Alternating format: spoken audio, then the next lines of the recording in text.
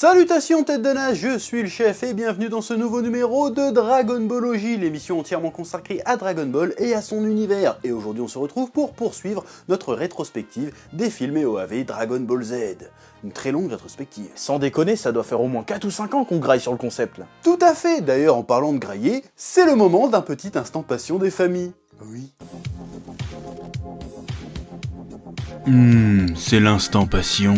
Salutations, tu es un fan de l'univers Marvel, tu aimes les actions RPG, alors j'ai le jeu qu'il te faut. Oui. Marvel Strike Force est un RPG en équipe sur mobile qui vous permet de combattre avec votre équipe préférée de super-héros ou de super-vilains dans une lutte pour sauver l'univers contre des menaces telles que le Docteur Doom et Apocalypse. Renforcez vos personnages préférés pour accomplir des missions, débloquer des équipements et d'autres ressources et vaincre d'autres joueurs dans des modes PVP tels que la guerre d'alliance et l'arène. Vous pouvez débloquer et jouer avec une myriade de personnages du multivers, aussi bien héros que vilains. Choisissez-en 5 et partez à la conquête des différents modes de jeu. Vous pouvez débloquer jusqu'à 17 personnages dans les 30 premiers jours, notamment Spider-Man, Deadpool, Thor, Captain America et bien d'autres. De nouveaux personnages sont constamment publiés et ce mois-ci, soyez à l'affût de l'équipe tant attendue des mercenaires pour de l'argent. Cette équipe comprend des personnages emblématiques tels que Deadpool, Pandapool et le tout nouveau personnage légendaire Old Man Logan.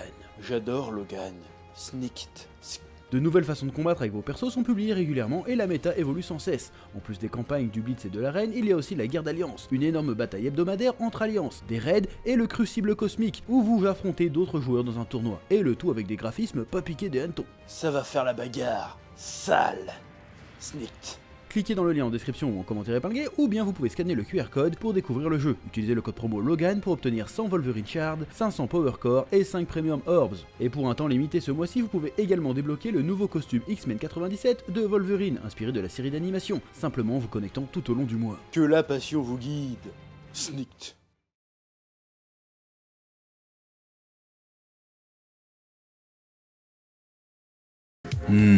C'était l'instant passion. Ouais. Aujourd'hui, nous allons parler du second TV spécial Dragon Ball Z, celui qu'on me réclame à corps et à cri depuis le début de cette saga de rétrospective. Je parle bien sûr du téléfilm culte, l'histoire de Trunks. Dragon Ball Z, l'histoire de Trunks ou encore Dragon Ball Z, Setsubo no Hanko, no Kasedareta Josenshi, Gohan Totoronsuru. Littéralement, Dragon Ball Z résistait jusqu'au désespoir, les derniers super combattants survivants, Gohan et Trunks. C'est pas un peu raciste quand t'essayes de faire l'accent japonais? Non, pas du tout. Par contre, si je le fais en plissant les yeux... Cet épisode spécial de 47 minutes a été diffusé le 24 février 1993 sur Fuji TV, réalisé par Yoshihiro Ueda, qui a également réalisé le film Le combat facticide, Les mercenaires de l'espace et aussi Bio Broly. Bon, visiblement, le gars est capable du meilleur comme du pire. Oui. Ce téléfilm a la particularité d'être une adaptation directe d'un chapitre spin-off écrit et dessiné par Akira Toriyama himself, intitulé Trunks Story A Lone Warrior, que l'on peut retrouver en France à la fin du tome 35 dans l'édition pastel de Glénat à l'ancienne, et à la fin du tome 34, soit le dernier tome de la Perfect Edition. Ce qui est un choix pour le moins chelou pour cette Perfect Edition. Oui. Donc nous sommes en présence de ce qui pourrait être le tout premier film DBZ canon au manga. Donc, pour la première fois depuis très longtemps dans cette review, vous n'aurez pas le fameux légendaire jingle. Mais pourquoi c'est pas canon? Bah du coup tu viens de le mettre là. Ah oui. Bref, passons au visionnage. Le film commence avec Gohan qui court comme un taré. Devant la maison à Goku, tous ses amis sont réunis avec un air inquiet, murés dans un lourd silence angoissant, seulement brisé par les pleurs de bébé Trunks. Gohan pénètre dans la maison, il y retrouve sa mère, son grand-père et Muten Roshi, et surtout Goku, qui vient à l'instant de rendre son dernier soupir, terrassé par une maladie cardiaque inconnue. Alors déjà, on part sur une grosse ambiance. J'ai une question. Oui? Pourquoi ils ont pas utilisé les Dragon Ball pour soigner Goku? Alors ok, ils peuvent pas le ressusciter une deuxième fois, d'accord, mais ils auraient pu au moins lui demander le médicament, ou le soigner tout simplement. Ils sont cons. Eh bien, tout simplement parce que... Parce que va te faire foutre! Et bim, le narrateur nous dit que 6 mois plus tard, C17 et C18 ont débarqué et ont commencé à tout niquer sur Terre. Piccolo a essayé de les arrêter, mais il s'est fait buter. Ensuite Vegeta a essayé, et il s'est fait buter. Ensuite Yamcha a essayé. Yamcha? Genre il a vu Piccolo et Vegeta se faire éclater et il y est allé quand même. Franchement, respect. Même le narrateur, il sous-entend qu'ils se sont battus chacun à leur tour contre les cyborgs. Pourquoi ils y sont pas tous allés en même temps? Parce que va te faire foutre! Bref, ils se sont tous fait buter, laissant le monde plongé dans un abîme de terreur. Environ 17 ans plus tard, nous retrouvons les cyborgs sur le point d'attaquer une ville et de massacrer les habitants juste pour se marrer un peu. C18 fait du shopping, puis C17 fait exploser la boutique, puis décide de prendre une bagnole et de shooter les passants au calme. Ah ouais, c'est pas très gentil quand même. Oui. Pendant ce temps, Trunks est en voiture avec sa mère et entend à la radio le massacre que commettent les cyborgs. Il décide donc de se rendre sur place. Malheureusement, il arrive trop tard, les cyborgs sont déjà loin. Il parcourt les ruines au milieu des cadavres, désespéré par cette vision cauchemardesque, quand soudain, Gohan arrive.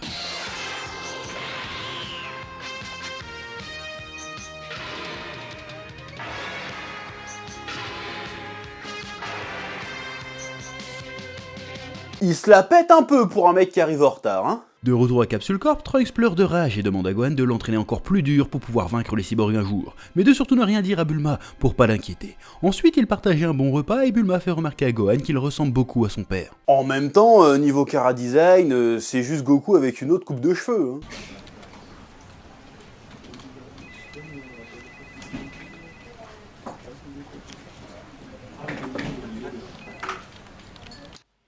Bon, ça passe.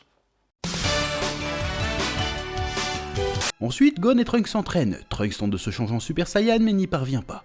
Puis les cyborgs réapparaissent de nouveau. Cette fois-ci, ils attaquent un parc d'attractions. Gohan et Trunks arrivent à temps pour les affronter cette fois-ci. Gohan affronte ses 17 et si au début il en prend plein la tronche, il inverse la vapeur assez rapidement en lui filant quelques bonnes patates à ce cyborg, à tel point que ses 18 intervient pour le sauver. Ce qui nous indique que la grande force des cyborgs, c'est qu'ils se battent en duo. En 1v1, Gohan aurait très certainement pu les vaincre. J'en profite pour aborder une interrogation que se posent moult fans de Dragon Ball depuis toujours. Comment ça se fait que les personnages dans la timeline de Trunks semblent beaucoup moins forts que ce qu'ils devraient être, notamment Gohan adulte? En effet, dans la timeline du manga, l'arc Cell, ses 17 et ses 18, bien qu'étant plus puissants que dans la timeline de Trunks, sont une menace assez éphémère, parce que très vite, que ce soit Piccolo, Vegeta, Goku, Gohan et même Trunks lui-même, il les dépasse très rapidement, avec un peu d'entraînement dans la salle de l'esprit et du temps, et avec un petit power-up fusion pour Piccolo. Dans la timeline de Trunks, en 17 ans d'entraînement intensif, il semblerait que Gohan soit toujours moins fort que les cyborgs, alors qu'il est censé avoir un plus grand potentiel que son père à la base. Donc la grande question c'est pourquoi Gohan gamin de la timeline principale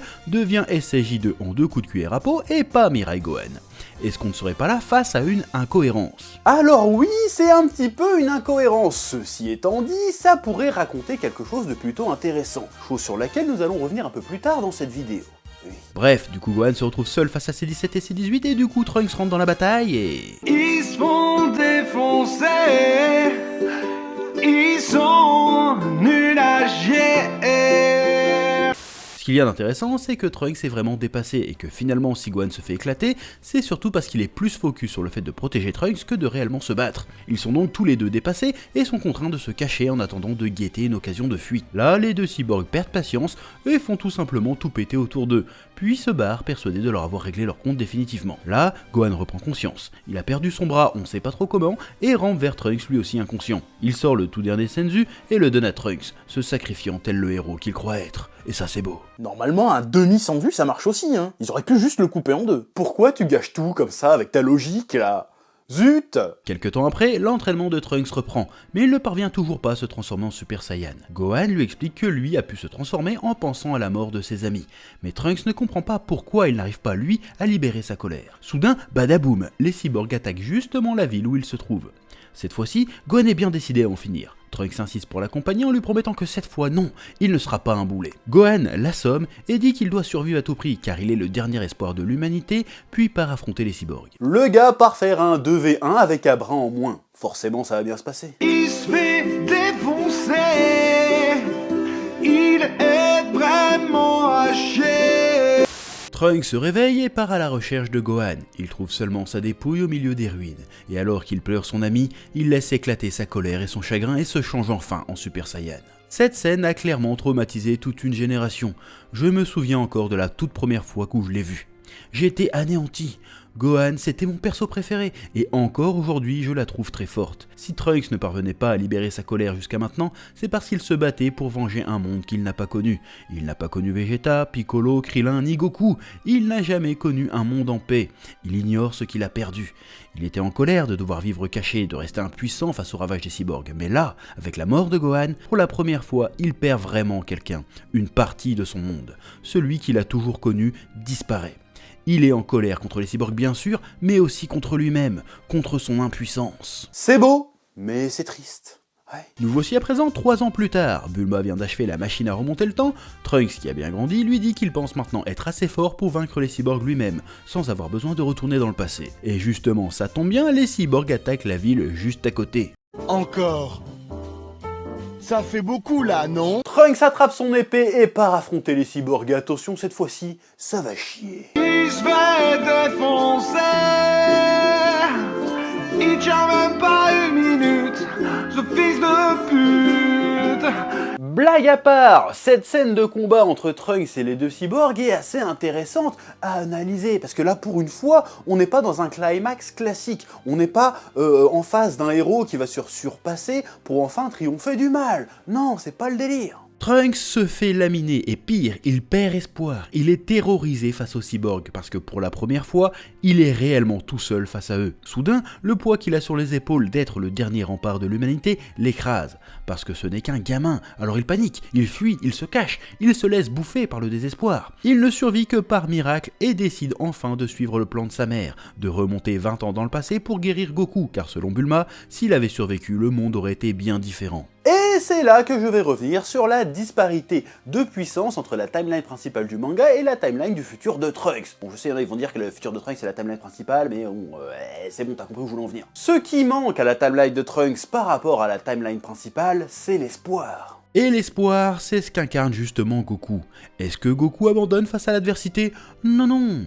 Dans Dragon Ball, Goku est le liant de tous les personnages et de tous les événements. C'est lui qui inspire les autres et les guide, et même s'il le fait malgré lui. Que Goku soit mort d'une chose aussi banale qu'une simple maladie, ça l'a fait salement tomber de son piédestal, lui qui était pourtant un roc. Avec lui s'est éteint l'étincelle d'inspiration qu'il donnait aux autres. Quand les cyborgs ont débarqué par surprise, il manquait au guerrier Z l'inspiration et l'espoir. Quant à Mirai Gohan, il a hérité du rôle de Goku mais beaucoup trop tôt. Il n'était pas prêt, il a perdu ses repères et son potentiel. Goku était trop important et c'est un problème dont Goku était conscient. Il le dira lui-même à plusieurs reprises après l'arc Cell. Il ne sera pas toujours là pour protéger la Terre, il faut que ses amis apprennent à se débrouiller sans lui. La différence, c'est que lorsqu'il s'est sacrifié pendant le Cell Game, il avait préparé Gohan, son fils, à reprendre le flambeau. Un luxe que Mirai Gohan n'aura jamais eu. Alors oui, c'est une explication un petit peu branlette, mais je l'aime bien, parce qu'elle rappelle que Goku n'est pas important simplement pour sa puissance, mais aussi pour ce qu'il représente et ce qu'il inspire chez les autres. Et puis ça fait une petite explication sympathique qui raconte un truc. Ouais. Je pense que vous l'aurez compris, je trouve ce TV spécial absolument fantastique, parce qu'à l'instar du TV spécial sur Bardock, ça nous prouve qu'on peut raconter une histoire sombre et sérieuse avec l'univers de Dragon Ball. C'est une histoire tragique où les héros ne concèdent aucune victoire tout du long, où le pouvoir de l'amitié et le pouvoir des convictions profondes ne suffisent pas à sauver le monde. Ce téléfilm, c'est presque de l'anti-DBZ. L'esprit DBZ, c'est de ne jamais abandonner, toujours se dépasser pour ses idéaux, et tout au long du film, on voit des personnages qu'on aime et qu'on admire fuir, se cacher et désespérer. On nous montre toute la cruauté des cyborgs dans des séquences qui relèvent clairement du film d'horreur.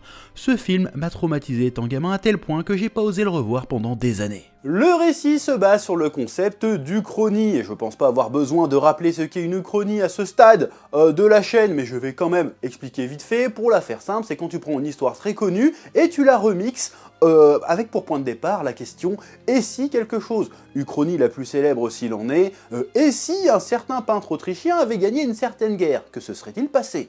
Voilà, comme ça tu comprends qu'est-ce que c'est. Oui, ce que c'est, pardon. Ouais. Et en fiction, il y a deux façons, selon moi, d'aborder le what if. Soit t'en fais un festival de fanservice fun dans lequel tu prends des embranchements incongrus et ou faciles pour proposer un divertissement amusant et sans conséquences. Par exemple, c'est ce que fait la série What If de Marvel Studios. Ou, pour rester dans du DBZ, c'est ce qu'il se passe dans bon nombre d'histoires de Dragon Ball Multiverse, la célèbre fanfiction, ou même de manière plus officielle avec la série Dragon Ball Heroes. Ou alors tu te sers du concept pour explorer un autre registre et d'autres thématiques et permettre aux spectateurs de découvrir ton univers sous un jour nouveau. Et je pense que c'est ce que fait ce téléfilm. En fait, je pense que l'intitulé de cette uchronie serait plutôt « Et s'il n'y avait plus d'espoir dans Dragon Ball ?» Alors ça peut certes sonner un peu pompeux, mais bigre! Le concept est puissant. L'histoire de Trunks est tout simplement pour moi l'une des meilleures histoires de Dragon Ball jamais écrites. Oui. N'oubliez pas, Dragon Ball, c'est la vie, que la passion vous guide. Ouais. Eh oh, tu vas pas te barrer comme ça, hein? Tu vas laisser un pouce bleu? Un petit pouce bleu, hein? Puis tu regardes aussi les autres vidéos? Parce que voilà, tu t'abonnes? Ouais? Ouais.